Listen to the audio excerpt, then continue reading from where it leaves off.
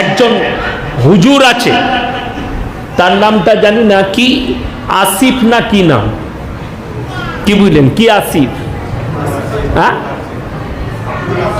আবরার আসিফ, যাই হোক, সে দেখছি একটা মঞ্চ তৈরি করেছে, মেয়েরা বসে আছে, মাইক হাতে নিয়ে সে প্রেমের প্রমোট করছে। কি প্রমোট? বলছে যদি তোমার কোনো মেয়েকে ভালো লাগে, জানবে সেটাই তোমার জন্য ভালোবাসা, সেটাই। তো তাকে বলতে চাই, ওরে হারামখোর, তোর মা যদি বাজারে যায় আর যদি কেউ বলে তোর মাকে ভালো লেগেছে, তা তার বউ হবে? কথাটা বুঝতে পারেননি আমার? এই ধরনের হুজুরদের কারণে সমাজ তলানিতে যাচ্ছে। ইসলামী শরীয়তে যে প্রেমটা বলতে চাইছে, আল্লাহর কসম করে বলছি হারাম, নাজায়েজ।